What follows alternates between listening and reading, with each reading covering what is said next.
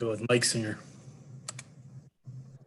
Hey, Michael, according to the Nuggets crack PR team, that was your 300th NBA victory. So Congratulations for that. Thank you. In terms of tonight, obviously that's your second unit cracked it open to start the fourth quarter. What worked so well for that unit?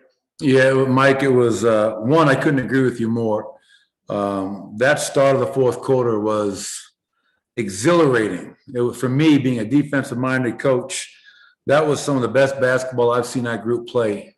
And it all started on that end. I think it was a 27-6 run to start. Paul, JaMychal, Michael, Austin, PJ, we were into them. I mean, they felt us. And every time they drove, there was somebody there. And even what I loved about it was even when the ball found somebody, we had a multiple effort mentality. We were flying around, making that, just making multiple effort plays. So and I ran them the whole time because they deserved that opportunity with how well they were playing. So really, really proud of those guys, to close out this little homestand before we go to LA. That was a big win for us. Joel Rush. Hey, Coach, you just said it was exhilarating, but you guys beat them on the glass, in turnovers, in the paint, off the bench. Just how much of your style of the win was this game? Yeah, I mean, hey, let's be honest, a win is a win. And we beat our game the other night. We were lucky to walk out of there with the win against New Orleans. I'll take that. But tonight, in that fourth quarter, to lock down like we did and to get multiple stops in a row. We chart kills. A kill is when you get 3 defensive stops in a row. So for the game, we had 9 kills tonight. In the fourth quarter, we had 3 kills. And, you get offense off your defense. You get runouts. You get easier shots. And we struggle to shoot the ball at times tonight, but I keep imploring our guys, if you're open, step in and shoot it with confidence. So it was great to see PJ make one at the end. It was great to see Austin Rivers make a couple himself. But I thought Paul Millsap and JaMychal Green were phenomenal tonight, leading that second unit, their physicality, their defense, their rebounding, and their activity. Vinny Benedetto.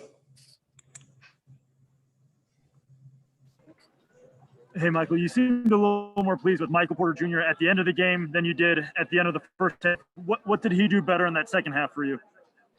Yeah, it was just they're a good defensive team, and you could see from the very first play of the game, they doubled Nikola even before you had the ball. They switched a lot of things. They were into Michael being very physical. But, I just felt, we need Michael to score no matter what they're doing on defense. He's that important. I thought when he had the shot, he took it. When he didn't have the shot, he made a pass or cut or made a play for a teammate, which was great to see. I think Michael's becoming a complete basketball player, and he's been so important for us.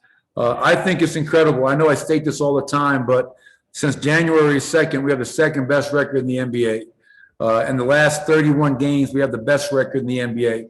And that's why Nikola Jokic is the MVP, because we're doing that without almost 3 starters. And Michael Porter has proven himself to be as valuable as we all hoped when we drafted him 3 years ago. Alexander Zikic. Coach, congratulations on the 300th victory and win after win. It's been great. Now, some say you may have some of the tough opponents coming up in the next several games, the Clippers, Lakers, and so forth. Any concerns there, or does this give you a lot of confidence that you can win anybody anyway? Yeah, well, I think, Alexander, appreciate your sentiment, but I think our team has proven time and time again that we can play with anybody. We can beat anybody. We have. So, yes, it's a tough schedule, but it's been tough all season long. And through the injuries, through the COVID protocols, we continue to find a way. I mean, Jamal Murray is one of the better young players in the entire NBA. And to be 8-1 now without Jamal speaks volumes about our group. Once again, it speaks volumes about Nikola Jokic, why he's an MVP, and it speaks to the quality of our depth. Guys like Shaq Harrison, Austin Rivers are helping us win games, as are Facu, PJ, and everybody else.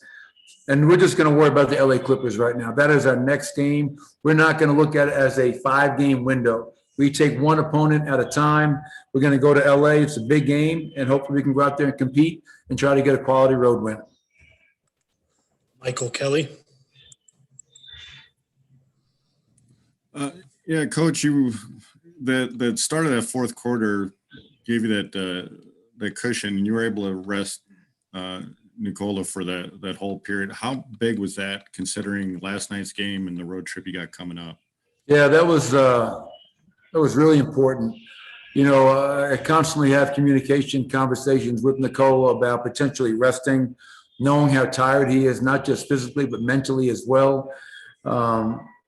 He's a tough cookie, man. You know, he doesn't want to take a night off.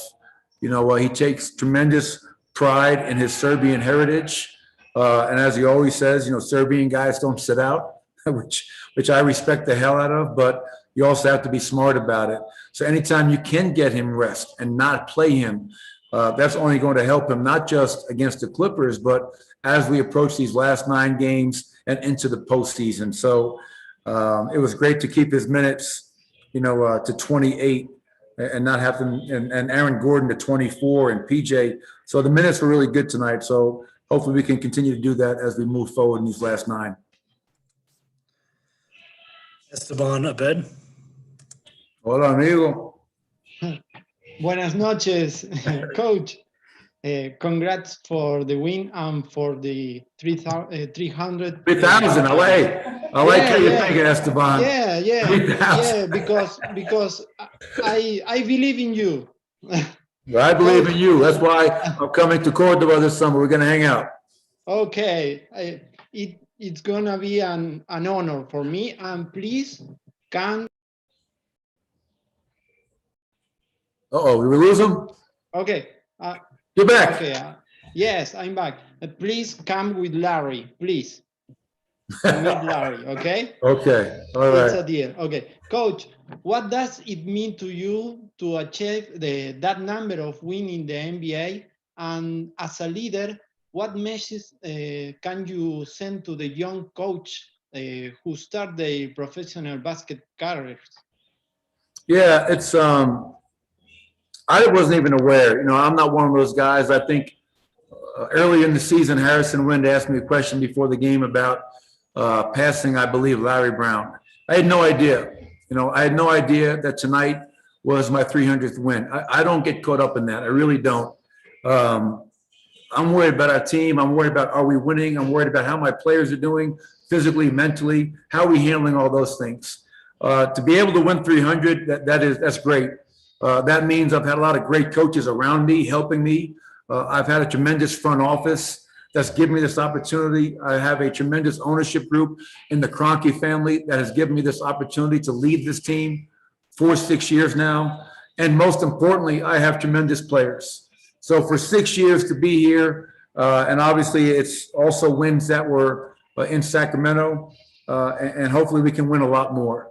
As far as a message to young coaches, obviously, if you have a passion for this game, if you have a passion to teach this game, keep working. Obviously, I got lucky. I got a lot of breaks. I got my foot in the door, continue to prove myself. But one thing my father always told me, stay true to yourself. Don't try to be something you're not. Learn as much as you can. You're never done learning. And just, if you're lucky like me to be around people that you love and care about every day, it makes this the best job in the world. All right, that'll do it. Thank you, Coach. All right, thank you.